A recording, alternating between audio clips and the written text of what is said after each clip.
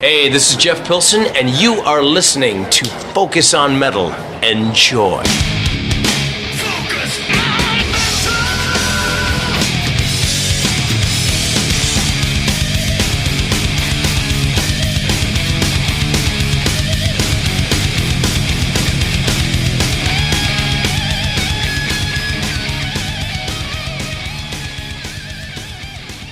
Hey, metalheads, Scott here.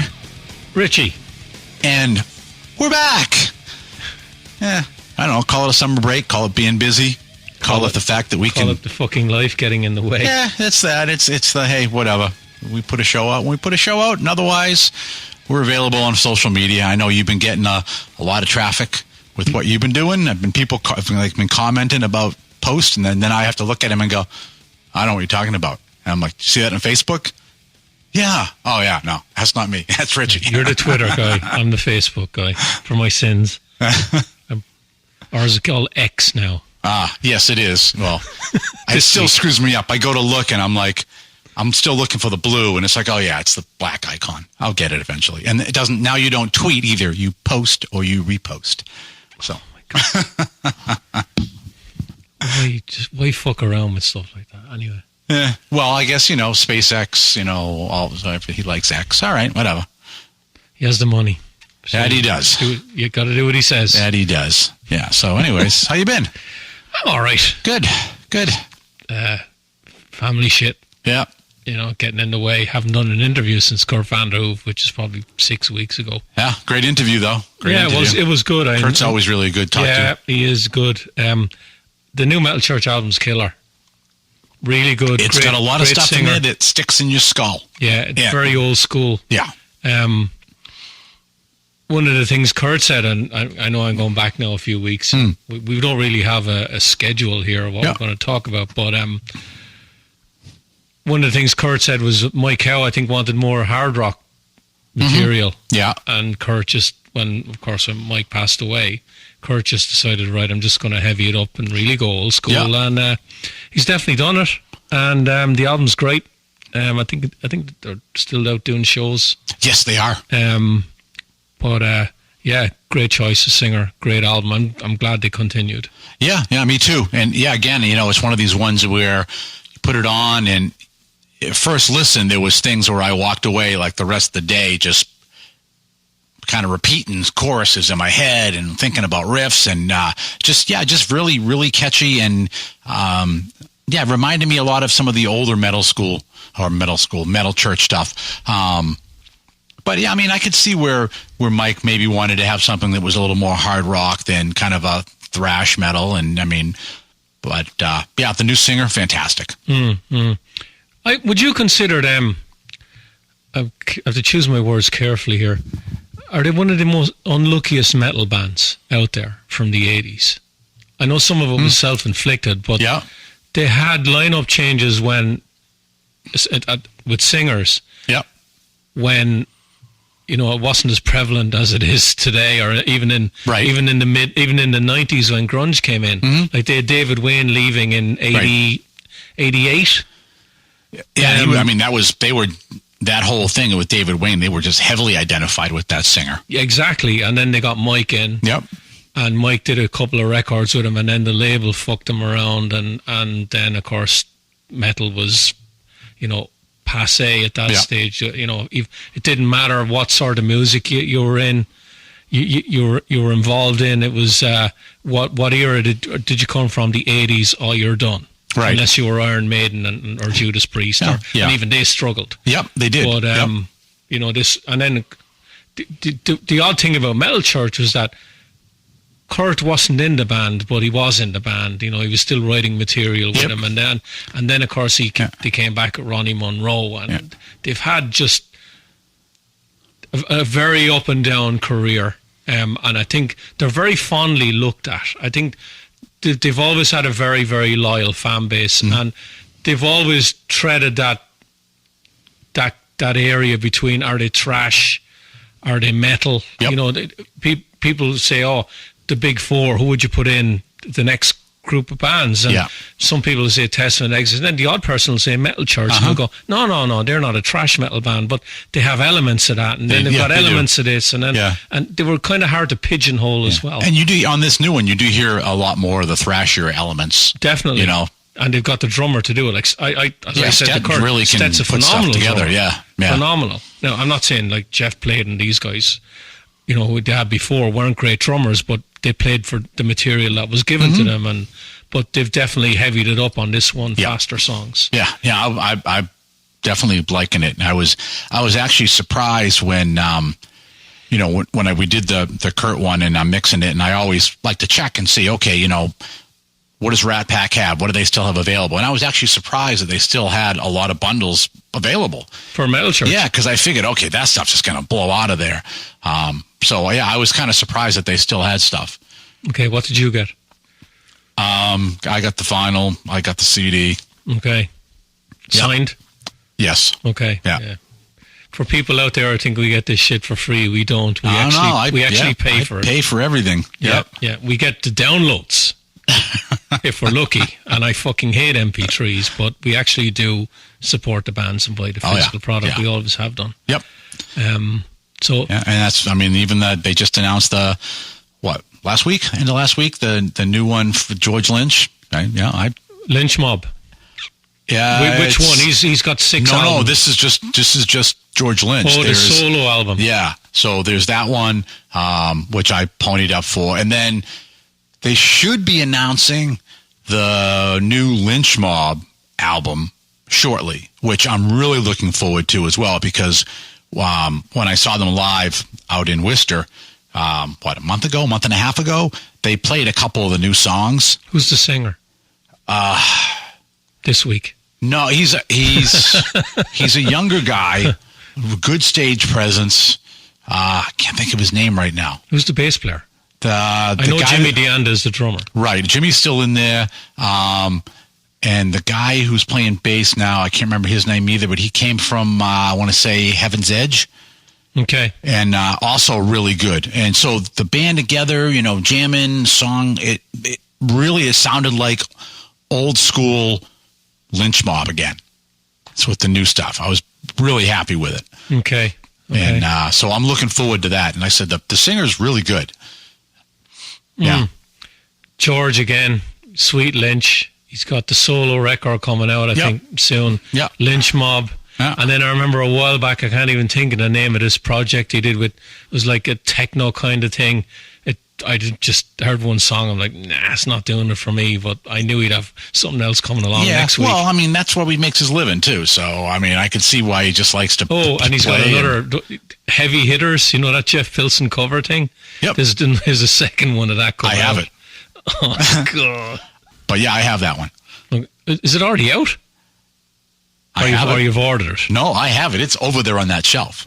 The second one now, the new one. The second one. Okay. Well, I'll tell you how much attention I was paying to that. No, actually, so I know that there's some confusion about it because Nikki even said, he was like, ooh, and I'm like, what? And she's like, nope, you can't see. And she just kind of turned it a little, and I went, oh, we have that. She's like, how do we have that? They're just announcing it's going to be out. I'm like, no, we have that. I only got an email recently. Yeah. I'd have to look at the date. Yeah. But you already have it. Yep, I have it. Okay. So that's 5 albums he has out this year. Yeah. That I know of. Uh-huh. That's fucking mad. Well, the thing too is if you're an Uber fan, I get it, but well, I mean, the stuff with Jeff, right? That's easier to do. You're doing covers. Jeff's awesome with arrangements and all that. And so, and George, you know, he likes to write. Granted, there's a lot of some similarities and things, but I'll go back to what Michael Schenker used to say too, which is like, well, yeah, okay, it's the same riff, but it's my riff, so I can keep doing it. But it also, you know, he doesn't have to really go to, you know, place A to record. He can do a lot of stuff at his house, you know, get a good spot for the drums, go for it. It's not, I don't think it's kind of as onerous as it used to be to record. So And of course, Jeff's got the studio too. I will flip it the other way and say I know George is like an album like every week or every 2 weeks. It feels like that. I will say that at least he is doing new music. Yep. I'll give him that. Yep. But with me, it always comes back to I want to hear this shit live, and I'm just not going to hear any of it live except for maybe Lynch Mob. Yeah. He's not going to play any of the Sweet Lynch stuff.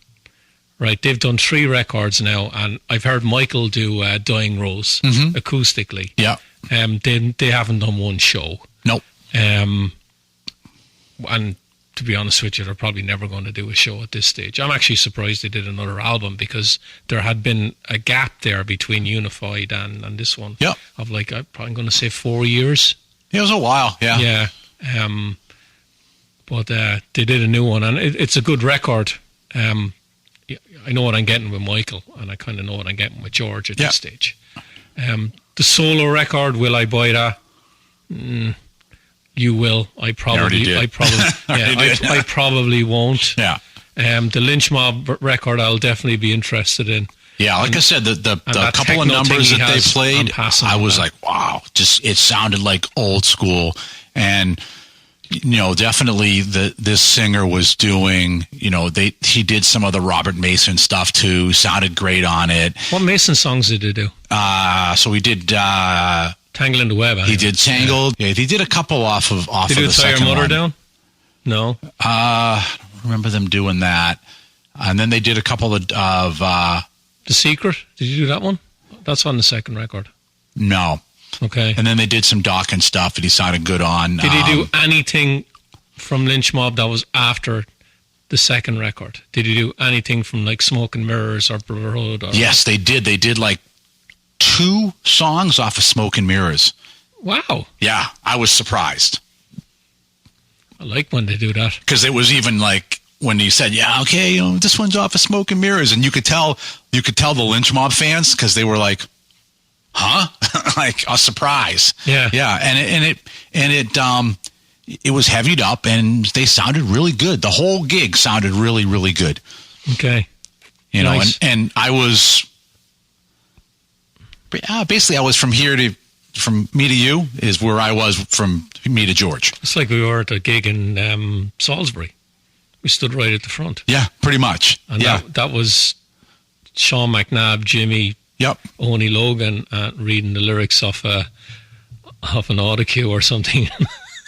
Oh no, he was reading it all. He had his notebook. He had a notebook in front of him. And George. Yeah, the only difference is it switched. So George was on the opposite side, and I was like, when we kind of got there, and I got a table, and I was like, oh shit, I'm going to be on the wrong side for George. And then they came out, I was like, oh shit, all right. And then we just were able to just make our way right up to the side and do that. So yeah, we got some great pictures, and we were, it was pretty much the only thing that was kind of in the way was a speaker cabinet. Yeah, it's kind of like when we were in Salisbury. Where'd you go? Rascals. Oh, in Worcester. Yeah. I've never been there. Yeah. You've been there a few times. Yeah, they've even got, they got Last in Line coming there. Yeah, I might go to that. Last in Line are playing 3 shows around here. They're playing in Manchester, they're playing in Worcester, and they're playing somewhere else. Yeah, I think it's at the 28th of September, I think. I think it's 28th of September. I'll have to go to one of those. Yeah. The last gig I was at was in May last year, Striper. Yeah. I've missed every gig since. It just shit happens. We did last weekend before, we did Foreigner, final tour. Jeff Pilson sitting down? He was Jeff Pilson sitting down. That must be hard on him because he normally runs all over the place. Yeah, it definitely. It was really weird to Where did they play? The Xfinity Center? Xfinity. It's with who? You're not going to believe who. REO Speedwagon? Close, Loverboy. Wow. And who else? That's it. Did Mick Jones turn up? No. I didn't expect him to either. You see, I'm going to say something now, and, I'm not shitting on Foreigner at all because I've seen him with Kelly Hansen, and we've interviewed Jeff. We've met him a couple of times. He's great. Yeah. But when you put a farewell tour on anything, all of a sudden the fucking size of the venues go up, and Foreigner are proof of that because they play. on any other day, they'd be playing Hampton Beach in front of fucking 600 or 700 people. And now they're playing the Xfinity Centre Probably, in but front they of did what, do 8,000? what they did. They did Guildford, I think, like 2 nights before. So they're playing big venues, small venues. It's a long tour. It goes into next year. It goes on for the next 10 years, like everyone else. No, I don't think so. I think that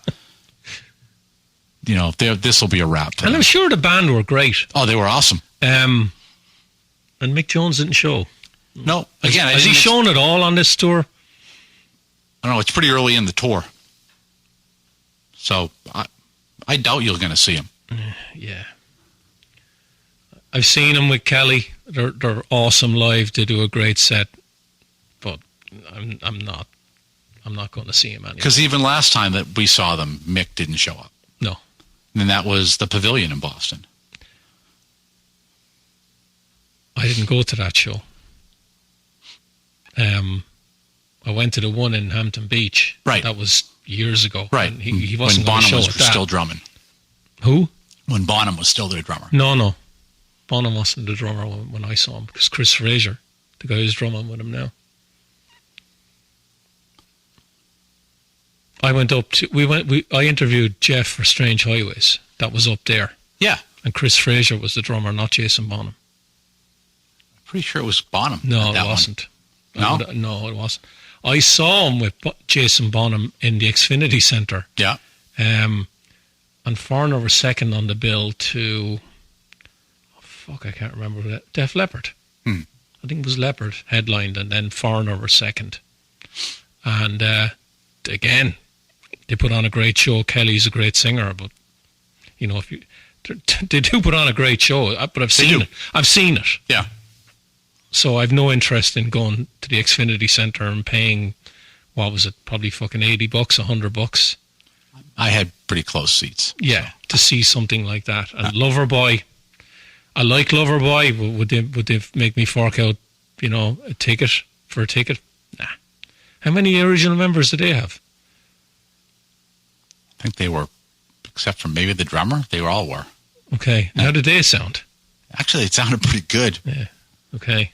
Yeah. Okay. I was surprised. Yeah. But, wow. I wouldn't have expected you to go to that show, but you did. Yeah, it's the last. I mean, I was buying Foreigner albums when they were coming out. First albums. I mean, I've listened to them forever. Yeah, but they're not in the fucking band. Doesn't matter. It's the last tour. It's a good night out. Nah. We had fun. Nah. Yeah, go Not out, for me. do it. Why not? Not for me. Although I could do it a night out. It was a good date night for me. So took the opportunity. We had a blast. Yeah, so I got a couple of other things. So since you've given me a read of the John Corabi's book, another book that, you have this list of shit that you need to get done. And the Corabi book. Did you read that? I forgot about that. Of course, he's back with the Dead Daisies. He is. Yep, and they're touring. Yeah, and they're touring, and is that a band?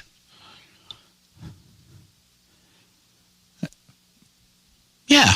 You had to think about it, didn't you? It is. I had to go, is it a project or is it a band? But it's a band. I think it's whoever David Lowy wants in it, and who's available. Well, it's fluid. So part of that influence of that, honestly, is reading the book and reading the dynamics and stuff of the band.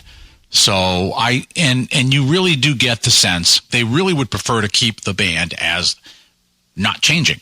And it's just a matter of that people just, because they actually do so much touring and so much activity, that there are people that they just have to peel off. Because when you mentioned touring, I think the guys that they had in the band were doing so much outside the Dead Daisies anyway that it was bound to clash. Yeah. You had Marco, you had John, and then they bring in Glenn Hughes. Yep. I love Glenn. Love him. Love his solo stuff. I love the album he did with Iommi, the stuff he did with Tony Iommi. Yeah. He's one of my favourite singers, but I knew he wasn't going to last in that band because he's up there in age, and he is super busy. Yeah. He did 2 records with him. I'll hand it to him. He stuck around for two albums of original material and they toured. But when it was announced that John was back, I was more surprised that John was back than Glenn leaving, to be honest. Because Glenn had announced that he was doing the Burn 50th anniversary He's tour. doing that. They're doing a new Black Country Communion album. Exactly. They're going to do that. And they don't only tour much with Black Country Communion, but it wouldn't surprise me if they have a run of shows on this one. Yeah. And I think Glenn has said before that it's really Joe Bonamassa is the one that doesn't want to tour. Why? Because he's so fucking busy doing other shit himself. Right. And he produces a shit ton of albums with Kevin Shirley, and he does tons of shows and what have you. But I really do like the stuff they did with Glenn, but I'm a massive Corabi fan. I think the albums Corabi did with the Dead Daisies are probably my favourite. Yep. Burn It Down and Make Some Noise. Yeah, I mean, Burn It Down was actually, probably their heaviest album, too. Yeah, I just love John's voice. I think he just really fit in well with that band. And then they bring in Glenn and the sound kind of shifts a little bit because you've got Glenn playing bass and singing. Yep. It's not going to be the same. But sad to see Glenn go a little bit. Glad to see John back. But my question I have is, how long is he going to stay? We don't know. This is the thing with the Dead Daisies. It's like you get what you're given and you're thankful for it. Yeah. And if it lasts an album or two, you're thankful for that. If it doesn't, you know that they're going to get someone else in who's killer. And whatever they put out, they tour. Yeah. They play live. And we're both massive Doug Aldrich fans. Absolutely. And he's an awesome guy. Yep. I'm glad that he's got a steady gig with that band, and he's done 4 or 5 records with him now, and he seems to really enjoy his time with the band. So I'm really glad for Doug. Yeah, I think I said it. I think it's a band. It's just a matter of dynamics and time, and they all seem like they would like to just really all keep it the same way. But like with John, it was he had other like things that he wanted to do with his son, and it was like, okay, well, he couldn't do all of it. So he needed to opt the family. You didn't go to the Tom Kiefer show, did you? No. When John Corabi was doing the acoustics. No. I've never seen Corabi live, and I've always wanted to see him live. And I've already said it. I didn't go to a show since last year, so I missed that as well. Yeah. And of course, Winger were supporting, and they're one of my favourite bands, so I was pretty gutted about that.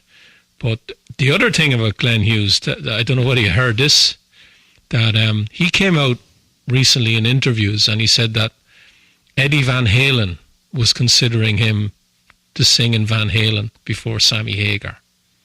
That came out a while ago. Yeah, wrap your head around that now. I cannot see how that would have worked, personally.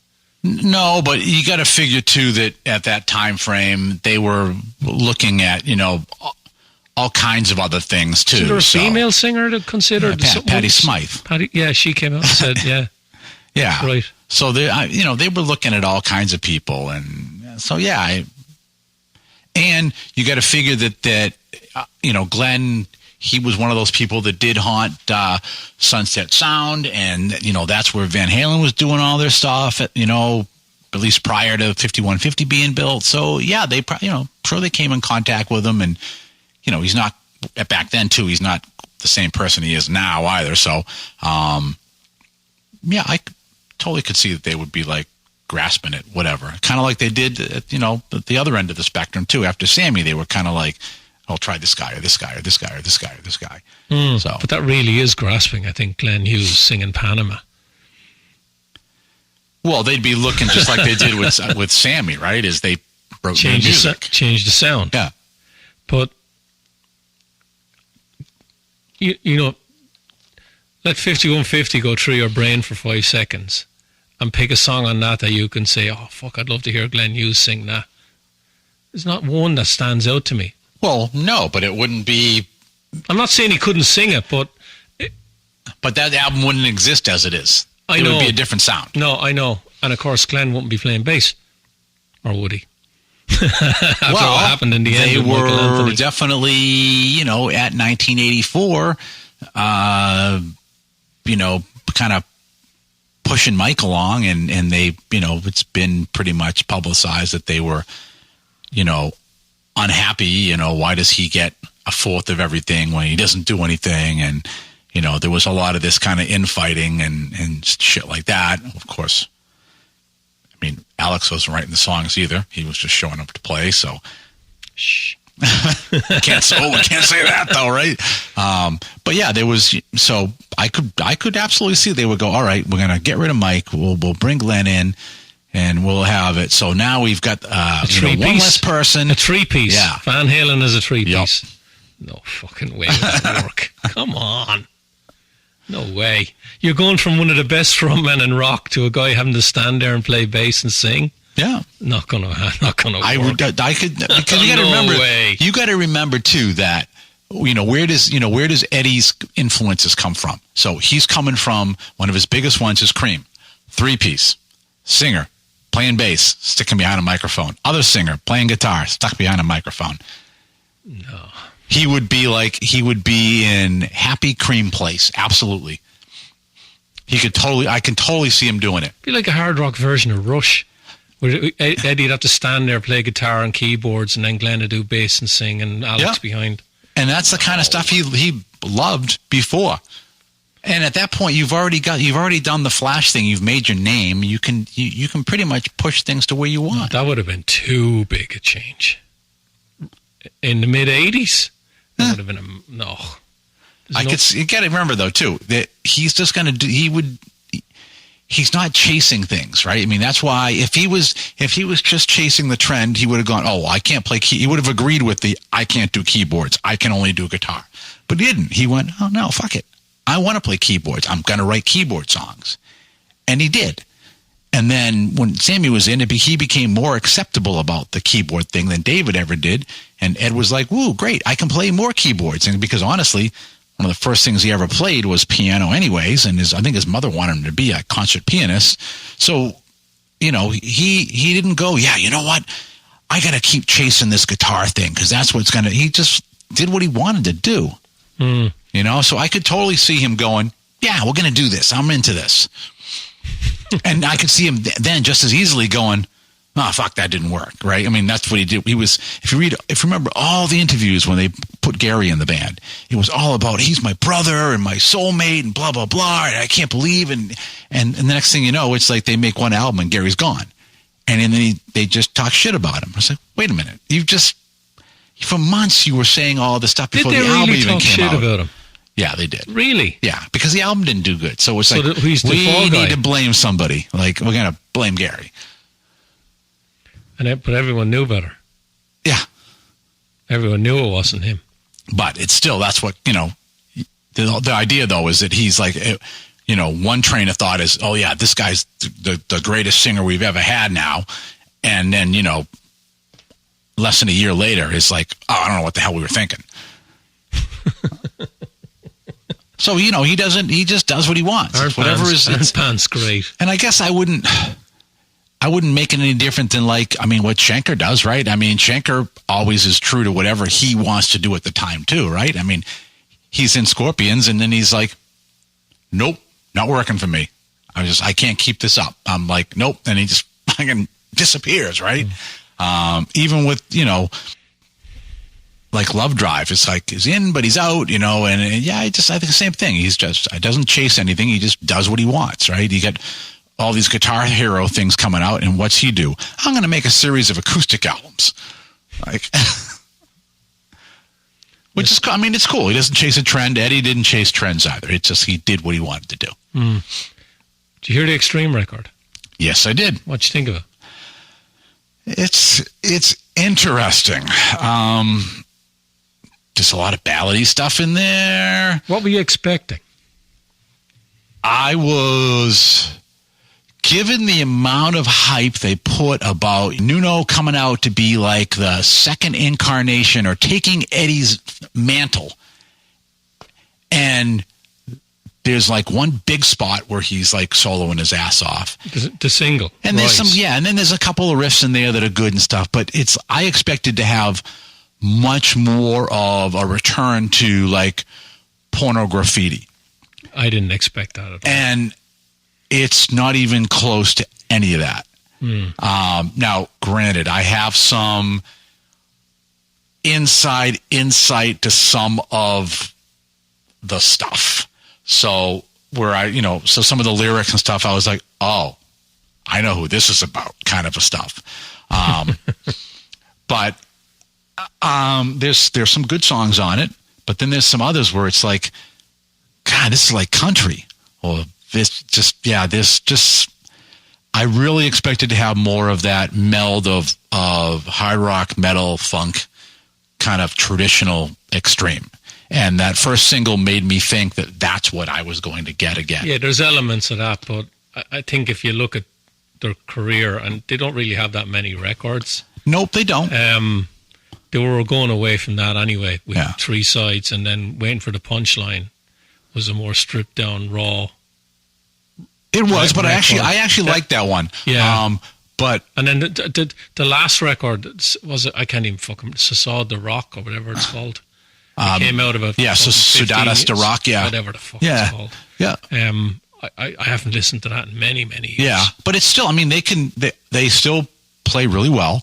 The new drummer there, Kevin, another Mass guy. He's from Hudson, I think. Great drummer. So got that energy back as well, and he's a powerful drummer too. Everybody can still play really freaking well. Gary has lost absolutely nothing in his voice either. He's still a great singer. And I saw them Gary live. Gary really fucking suits that band. Yeah. Well, and I saw him. I saw them live last year.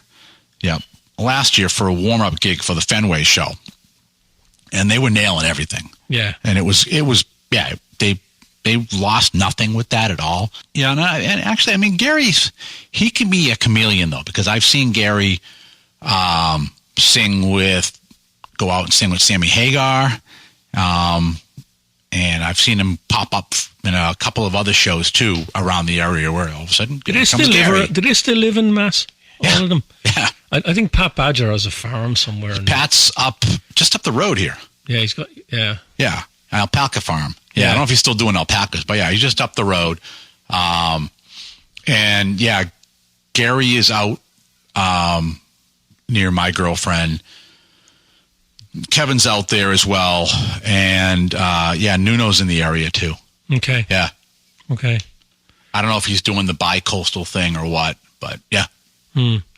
Let's swing it back to Van Halen. So I'm sure you've probably heard about this, and you probably ponied up for it. The Hagar box set of the Van Halen on day one, hours after the announcement. Okay. Vinyl and CD. Yeah, I think they've only been remastered in Japan. The Hagar stuff. Not sure. I mean, it's got some of the nice rarity stuff as well. I ordered the big box set for the Starfleet project too, the Brian May thing. Oh, yeah. Nice. It's over there somewhere. Nice. Yeah. But yeah, I really want to hear 5150 and OU 812 remastered. Yeah. The other ones I think are produced well enough that I'm not really enthusiastic about hearing those, because for Unlawful Carnal Knowledge, that's Andy Johns, Ted Templeman, and then Balance is Bruce Fairbairn, Mike Frazier. Yeah. So those albums always sounded really good anyway. Yeah. It's the first two that sounded a little bit thin, especially bass. Yeah. There's no bottom end on the first two really. It's all like drums, guitar, and vocals. Yeah, I'm looking forward to hearing it. And I know when they put out the vinyl issue of Live Right Here, Right Now for Record Store Day, they had even said there'll be more Sammy era stuff coming. We're looking at this and that we're going to start delving into some of that as well, which is great. Yeah. I know the rarities they're not a band that had a lot of rarities anyway. Right. They're actually not a band that had a lot of non-studio or studio B-sides that weren't on records. When you look at I always go back to that band, Van Halen and Rat. they don't really have many live albums. Right. Rat have no live albums. Yeah. Right. Van Halen had one with Sammy, and then Tokyo Dome. Yes. And then you Live Without a Net, which is the concert video. Yeah. But with Rot in the classic era, there's nothing. Yeah. And you've all these bands over the years, and we talked about it before, it's all catalogue. You go back to the well and back to the well and back to the well. And Van Halen were one of the biggest bands out there that they never really did that. Yeah. It was like, here's what we have, and this is it. Yeah. And I like that it's a nice touch, too, that, it's coming out on October 6th, which is the anniversary of Eddie's death and stuff. So it's kind of like, that's kind of a neat idea to do that and commemorate. But, I was psyched. I was psyched that it came out. So it has, I know the Crossing Over is one of the songs. That's the B-side. I had that on cassette single. Can't Stop Loving You. I don't know what it was on, what format over here. So that's your non-studio track. Then you got the couple of songs from Twister. Yep. And what else? What are the other releases? I don't remember. Yeah, I don't think there's many. And I think they've actually already did a promo with Human Beings. Yeah, the remix version, or the remastered version's out there. Yeah. It's a pity there's not some live stuff on it. Like, there's stuff out there that's recorded from the Balance tour and the other tours. Yeah. And I'm like, could you not add that on, as something, a live, maybe, a live concert? Well, I think they were just trying to compartmentalize a little bit with what they were doing. I'm kind of a Van Halen completist, so I was like, are you getting the vinyl? Yeah. Okay. Are they coming out separate? Because the only one I really want in that is the Balance album. I bet they will. I'm one of the guys that has For Unlawful Carnal Knowledge on vinyl when it came out. Yeah, I bet they will, because they're working with Rhino on it. And Rhino typically does have the habit of do a box set and then they will release separate stuff. Not every single time, but a lot of times, because they have put the time into making the stampers and the lacquers, and all the artwork and everything, it's like, okay, we'll do it. Have you read anywhere how much say or input Sammy, Alex, Michael, maybe Wolfgang has in this?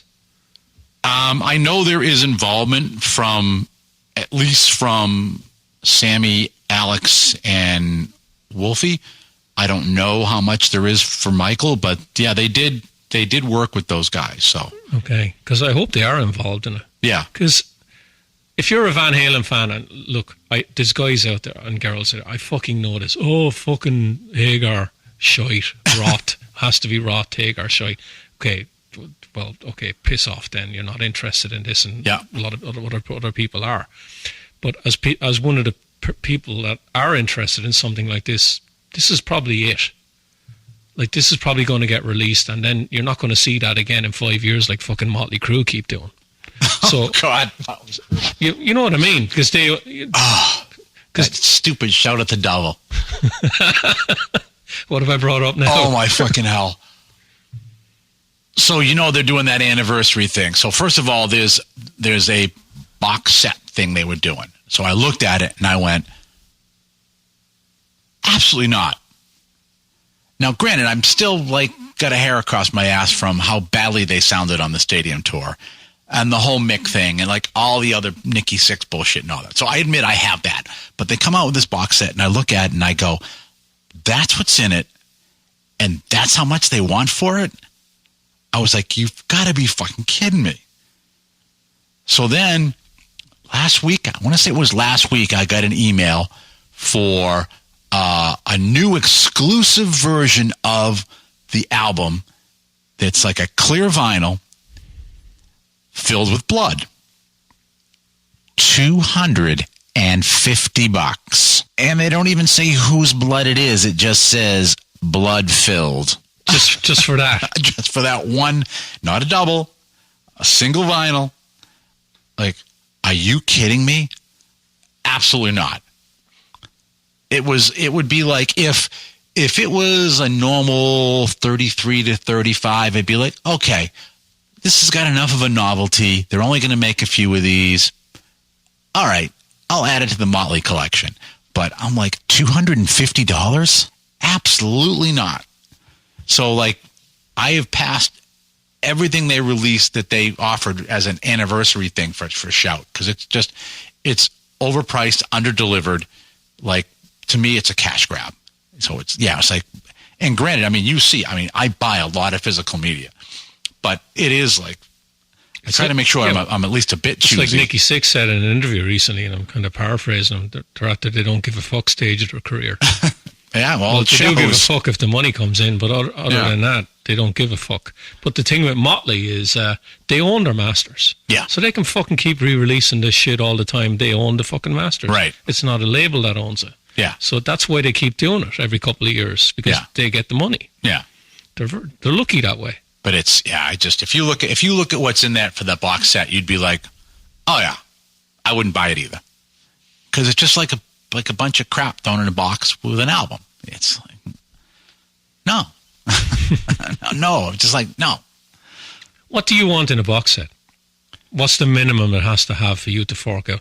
Okay, I know I'm not throwing value at you, like dollar price and stuff like that, but what's the minimum you have to have if you already have it to go, yeah, I'm getting it? Take the value, take the dollar value away from it. Well, it's going to vary too. So, like, you can see all the Motorhead boxes that I've got over there. Yeah. Because they're all really well done. Yeah. Usually they include 2 to 3 vinyls.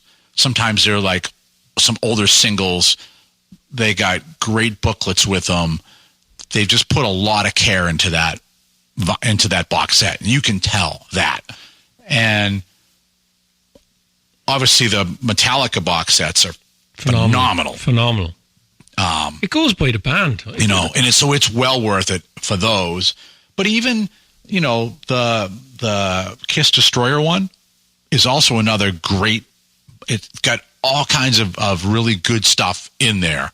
And you can tell that because they even, they reproduce some of the old Kiss Army swag in there. And so if you were a Kiss Army person back then and you now you open that thing up and you're like, oh crap, I remember this. And like, wow, this is really nice. And they can tell you can tell that, like that Destroyer one, for instance, as much as Gene loves money, you can tell that is a legitimate celebration of that album. And I like that. Kiss, love them or hate them, I don't think anybody can ever, say that they're cheap when it comes to the packaging that they give you with their releases. No, they've always been really good. It's always really good quality. Right. You might crib about what's actually in it, but the quality of what they give you is very good. Yep.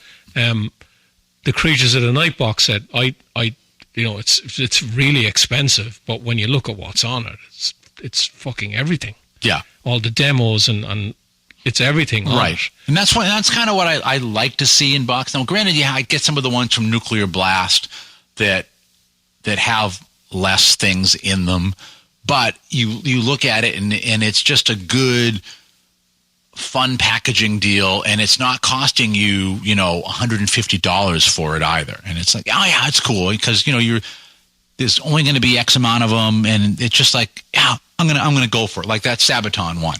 Did you get the Black Sabbath Live Evil reissue? Vinyl and CD. Do you have it? Yes. Is it worth it? Yeah, absolutely. Okay. It's great. So the actual packaging and everything is really good? Yeah, absolutely. Okay. Yeah. All right. Yeah. I figured he would have that one. And I think that's the newest you can one actually that I could ask you about it. So on that bottom shelf, right next to the Black Star Riders box set, you can see the Black Sabbath Live Evil is in there. And then the other box of it is up on the other shelf. But yeah, it's good. A couple of weeks ago, the mill number 5, which is behind us, they get all these vendors in. Yeah. And they had this vendor in from, I can't remember where he was. He was out of town anyway, and he had some really fucking good shit. And he had a copy of Dehumanizer on blue vinyl. Ooh. Right? No. So the problem, I think, with vinyl these days, especially when it's new and sealed, you can't fucking see what they're giving you. So I opened it. Yeah. Right? White sleeve, no lyrics. So just a paper white sleeve, right? Some of the tracks on the vinyl sound twice as loud as the other ones on it.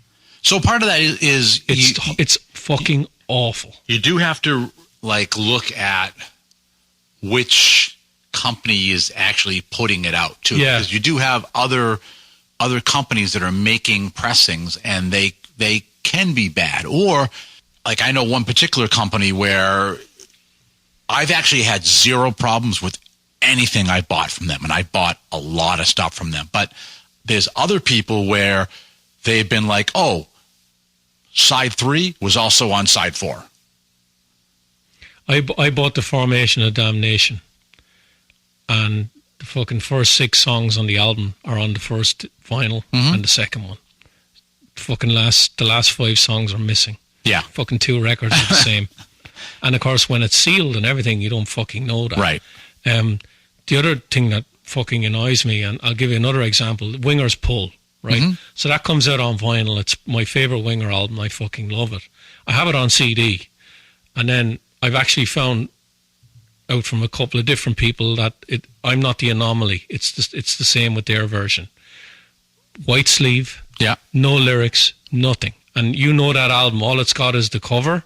Yeah. And on the back it has the song titles. Yeah. That's all you get on the vinyl, and then the vinyl, nothing else. I'm like, and you're not going to know that until you get home and open it up. Yeah. Right? And I'm like, you're fucking kidding me. You couldn't put a piece of paper in like some of them do? Yeah. You know, 2-sided paper with the lyrics and the band pictures. Like I said, a lot of times too, you know, you do have to kind of pay attention. Like there was another company that came out with some stuff, and I looked and it was like, ooh, like I've never seen that anywhere. And then it's like, so I kind of did some research on it, and it's like, oh, okay, so they're doing like, I don't know what you call it, legitimate bootlegs, but it's basically they're taking like broadcasts from Europe and then putting them on vinyl, and most of them don't end up sounding very good. It's like you look at the price and it's like, oh, it's good. And then you're probably not going to get any sort of liner notes at all. All you're going to get is a song title. They actually where it was recorded. They actually put together really good packaging. That's one thing they do. Really? Yes, they do. And that's how I actually even got into like looking at them, was from somebody else because they put out these very expensive Kiss box set deals. And I was like, wow, there's a lot of shit in there. And then and I watched a guy. Shit is in music or shitty music? Well, just like great packaging, lyric sheets, sleeves, it was all really well done. But then you go back and you find out that the actual sound quality wasn't that great. Then they have a whole bunch of other ones that they do, and they got really like not good reviews on any of those either. And it seems to be a consistent like pattern with what they're doing. So it's like, yeah, okay, so not as good. And some of that too could be, especially with the colored, is whatever the additives that are in there as well. So they may be using more regrind in their poly, so that they may have extra debris. They may have, the cleaner that resin is, the less additives you have in the resin, the better it's going to sound.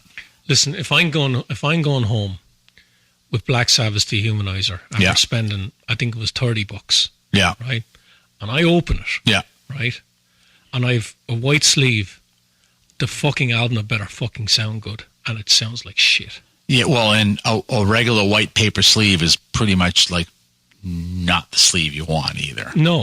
But you don't, again, I don't know that until I get home and crank it. Right. I would just like note like whatever that vendor or that manufacturer is and be like, oh, it's noted. Like, I'm not getting it from them anymore, Noted. What I should have done, and I don't know whether you have it, is there's a double vinyl version on that record. Yeah, so you'll be getting 180 gram vinyl. So that's the one I should have got. Yeah. It's my fault. I fucking forked out for it, and it sounds like shit, so some guy's fucking laughing saying, oh, fucking hell, someone bought it. Well, I think there's also a lot of people, especially people that are new to vinyl, that may have not known the difference. You know what I mean? You're really familiar with that album. Oh yeah. Fucking hell. I get excited when you said blue vinyl, because it's like that's a good color for Dehumanizer. I guess like it, especially if the blue matched the cover. Be like, so that was my ooh. That's pretty cool, you know? Yeah. So, a couple of other things we'll get to before we finish up. What's your level of interest in the new Guns N' Roses song, Perhaps? 1 to 10. I wouldn't even say that perhaps I have any interest in it. Funnily enough, that cliche has already been overused. It's another one of these fucking Chinese democracy songs. Yeah,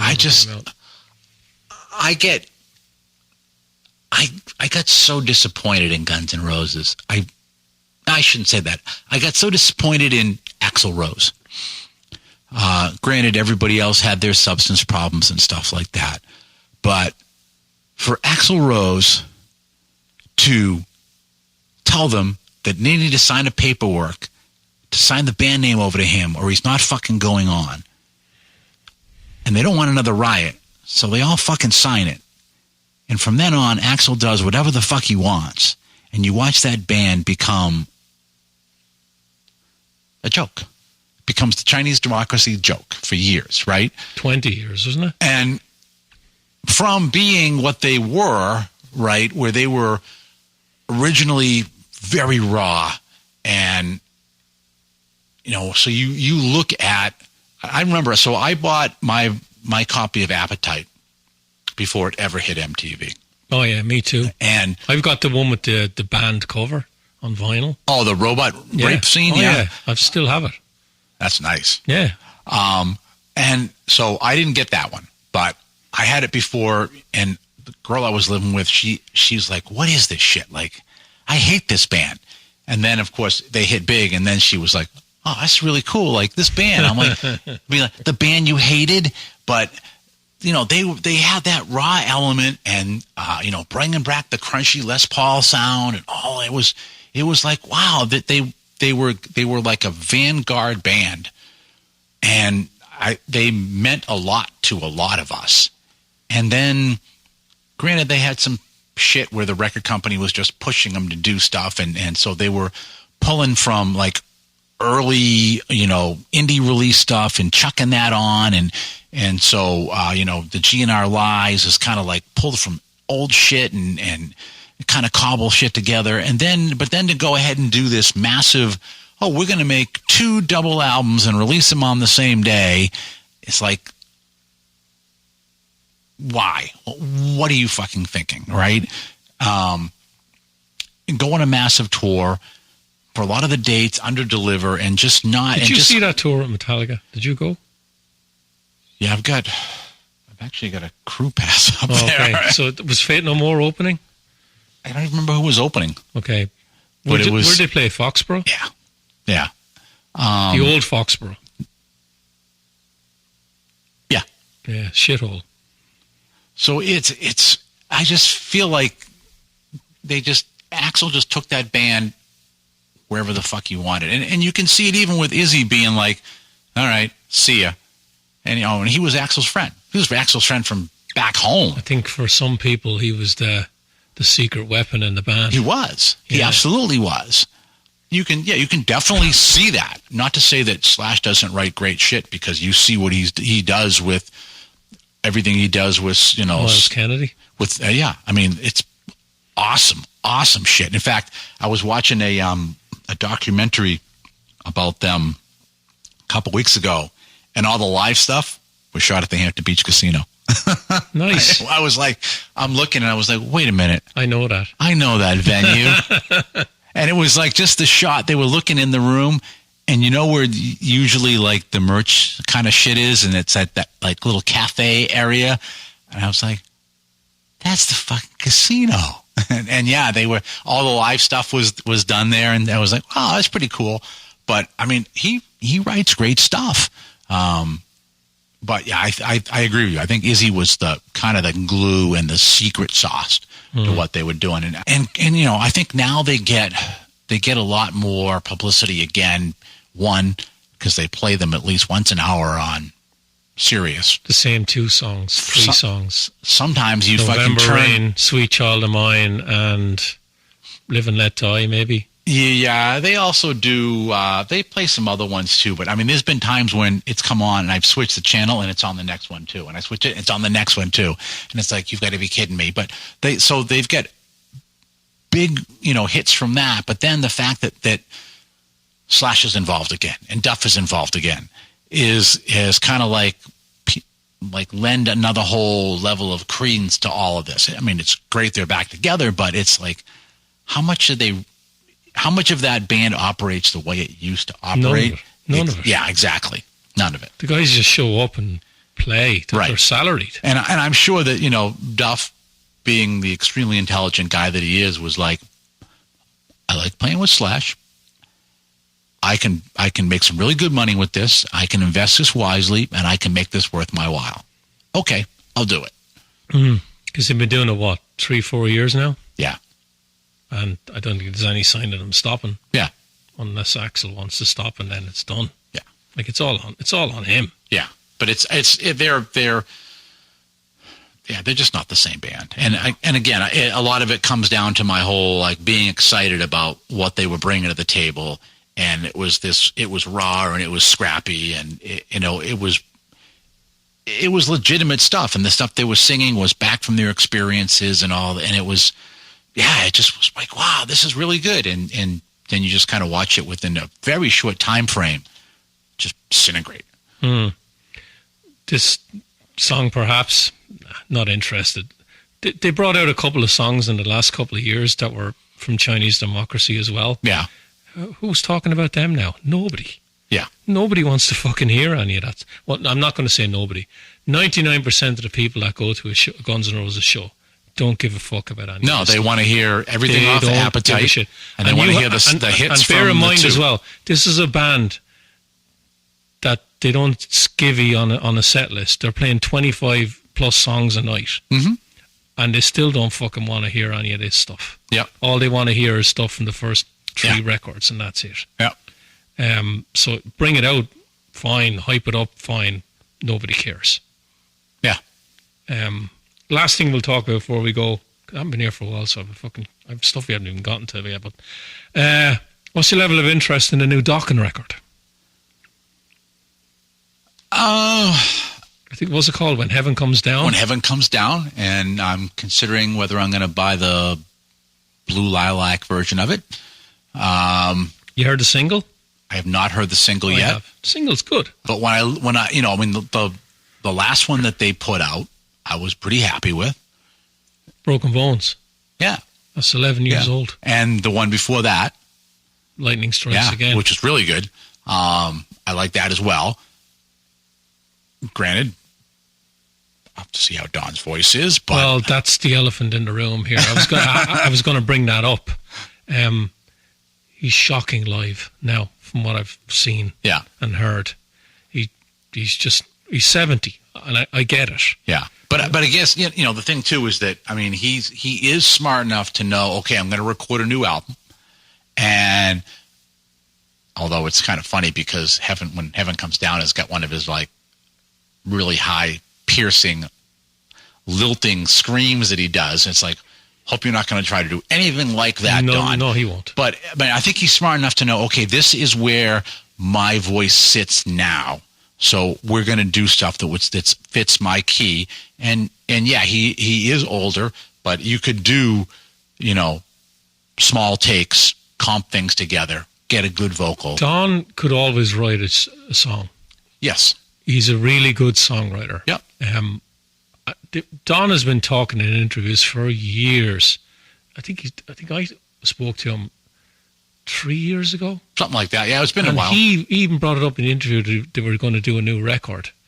And even before then, he was talking about, we're going to spend some time when we're not playing shows, and we're going to knuckle down and write the record. Like, this has been forever. Yeah. And I know there's been issues with labels and stuff. They're trying to find the right label, and I think they're on a label that it's something to do with the guy who runs Wacken. Oh, okay. I think he's got a label or something, and they're bringing it out on that, because this is not on Frontiers. Yeah. And like if a band ever suited the Frontiers sound, and Dokken is that band. the distro on this is a little unusual at the moment. Maybe it's going to broaden, but that's where I was like, all right, I think I know I'm going to get it. Let me just kind of see, where can I get that version, and and I mean, roughly every time I'm finding it, it's about $35 to $37. But it seems like, the distro's been kind of odd too. Okay. I'm looking forward to hearing it. I know his voice is going to sound a lot better than it does live now. Yeah. It just is, because it's in the studio. Right. That they can do things. Yeah. He's got a good band with him. John Levin's a fabulous guitarist. Absolutely. He's absolutely Monster. fabulous. Yeah. I think this is, if you're a Dokken fan, I think anything they bring out now is bonus stuff. Yep. Because you're thinking, he's never going to bring out a record again. And then I know you're out there, no George, no Dokken. We get it, right? You might as well just turn it off now, because we're going to keep talking about Don. Yeah, no, I like the stuff. Obviously, I just said I like Broken Bones. I like Lightning Strikes, and that that's John Levin, and he's been great live as well. And it's like, yeah, that's fine. Even though I did somewhere over there, I got the Dokken box set is in there too. What box set have they got? They they re-released all the. Oh yeah, on vinyl, like the Rat stuff. Yeah, it's over there too. You got the Rat one. Didn't you not all have all those in originals? Yes. Oh yeah, because I have them in originals. That's why I didn't bother going with the box set. Yeah. And I got all the Dokken ones as well. Yep. But but I'll end up getting it. Yeah. Yeah, I'm interested to hear it. These bands aren't going to be around for long more. Yeah, and I mean, granted, I'm a huge George fan, and probably always will be. Okay, are you more interested in the Dokken album or the Lynch Mob album? I'm more interested in the Lynch Mob album. Yeah. I don't know. I think you're more black or white with that one than I am, because you're a Lynch. I've heard the band that he's put together. They sound really tight, and Jimmy's still a great drummer. He's got a nice, he's got a swing to what he plays, and what I heard sounded really good. Yeah. Which one's out first? Lynch Mob? No, I think Dokken is, because I think Lynch Mob. I think we're not going to see that until October. Okay. We should see the George solo one, I think, next month.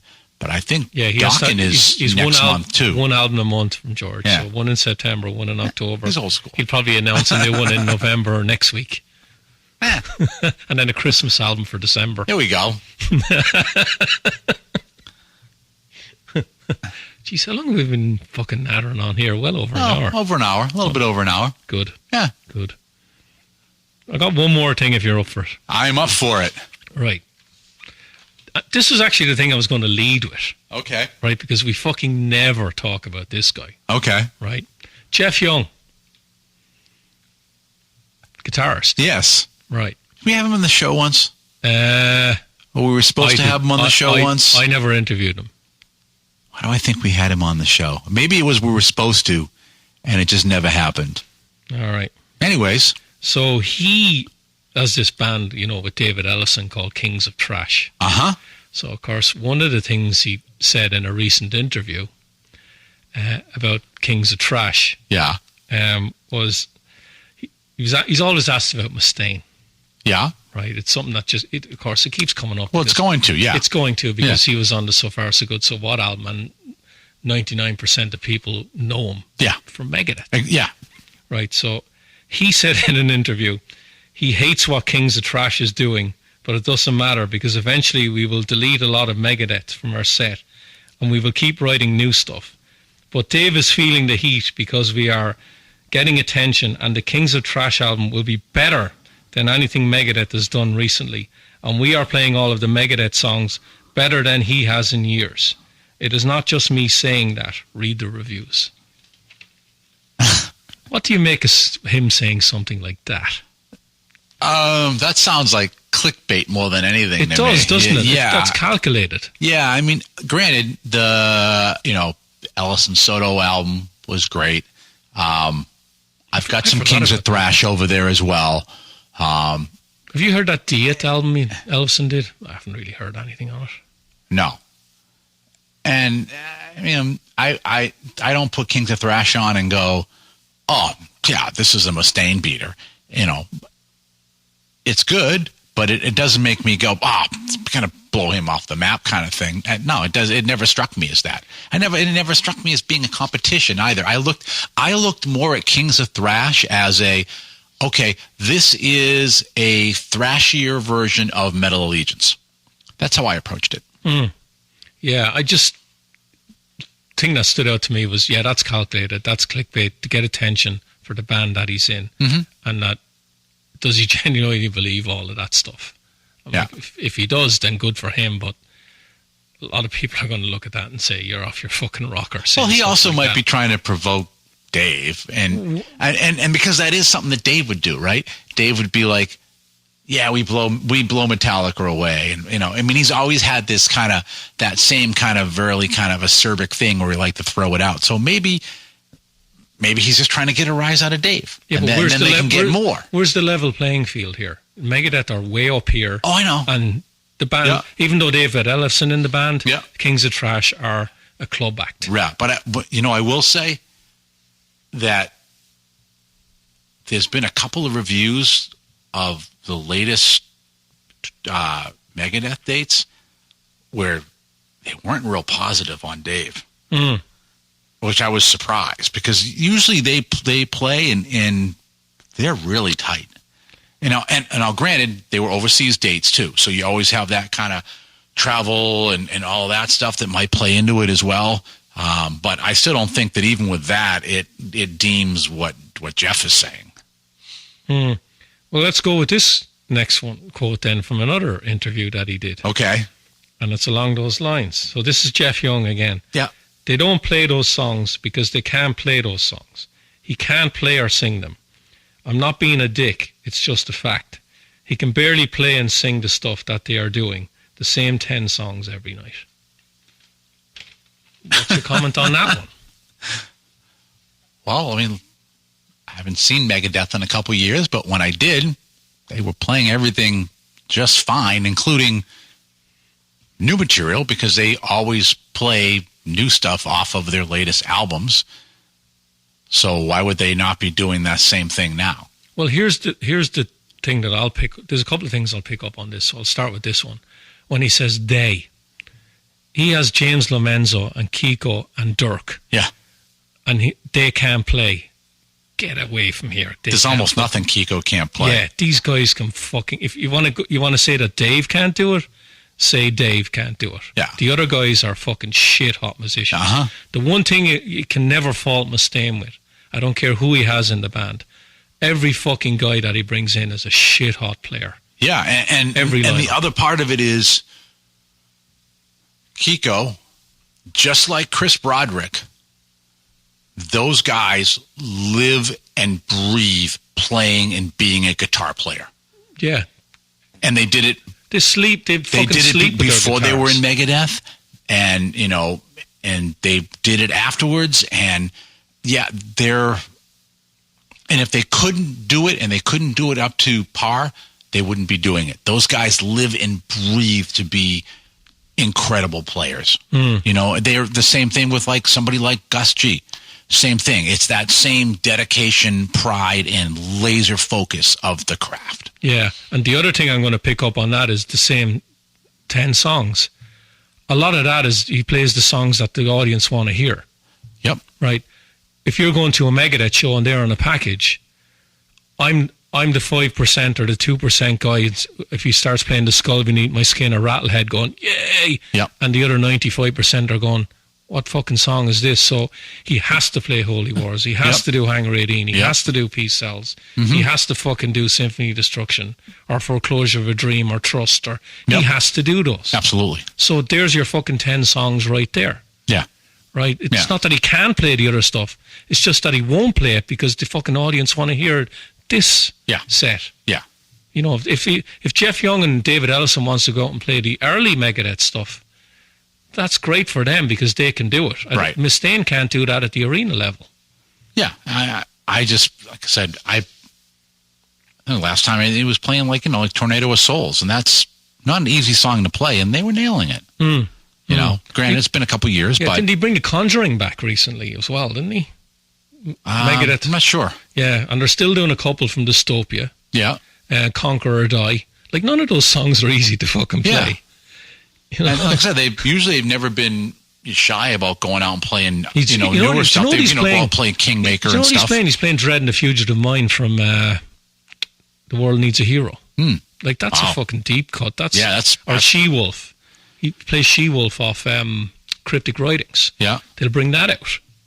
So, they mightn't play stuff from Killing Is My Business or, a couple of songs from Peace Sells, but they've done, I've seen them loads of times do Wake Up Dead. Yeah. It's not that they don't play it. I think a lot of it is probably clickbait, although, again... It's good clickbait, and I would agree with you talk about. On the they statement, because the reviews that I've seen recently, they were really on Dave's performance and not really When the you say band. performance, are you talking his singing or his guitar playing? Both. Okay. Because I know he came out recently in interviews about his voice. Yeah. And he was pretty honest about it, that he can't... Like, the thing with Mustaine isn't a great singer. He's got an identifiable voice. Right.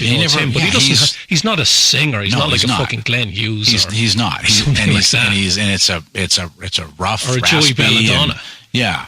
And again, too, you're... After a while, your hands start to fail you, too. I mean, I can't play as good as I used to play and, sit here and do stuff, and then it's like the next day I feel it. Like, my hands are killing me. And so, it does catch up with you. Yeah, yeah. And they're playing a lot of shows, so he might just be having a couple of off days. I don't know. I just thought, clickbait, yes. Something to talk about, me and you. Yeah. Fuck, definitely yes.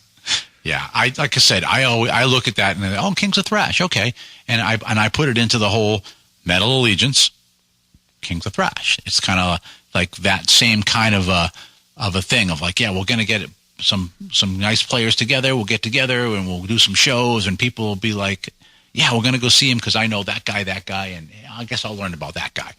And the other thing is, it doesn't matter how good the album is. Megadeth are Megadeth, and they will always be fucking way bigger than Kings of Thrash. Yeah. Right? Yeah. And again, and it's all subjective anyway. Yeah. And a statement like that are going to put people off Kings of Thrash. Say, what the fuck? Yeah. Why don't you let it stand by itself and say, we're making a Kings of Thrash album, we think it's going to be great, and just don't fucking mention Megadeth. Yeah. Don't fucking say stuff like that. Just let it stand on its own. But he didn't, and he went there, and it's like, really? I know he's had issues with Mustaine for years. Mustaine has blamed him for stuff. Yeah. Over the years. He's actually called Mustaine a pathological liar. And I'm sure he has, evidence for it. Dave's got a track record, so, yeah. So, that's all I got. It's like the record just went...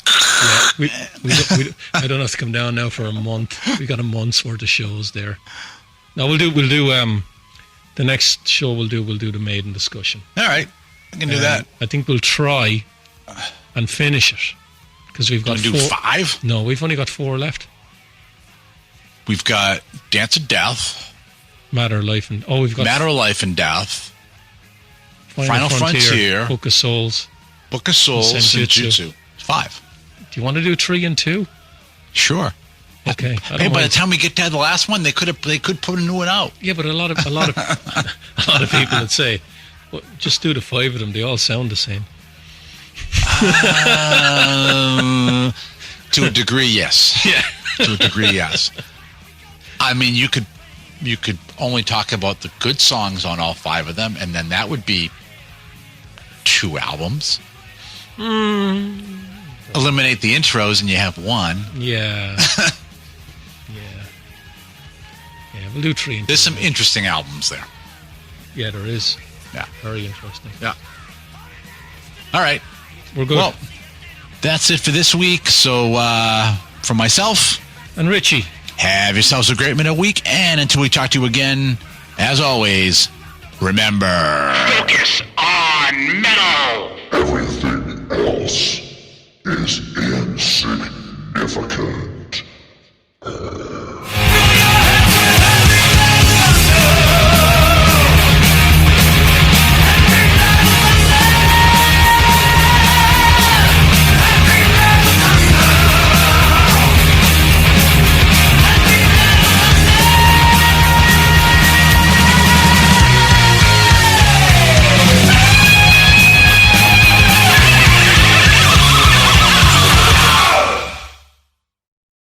You're still here? It's over. Go home.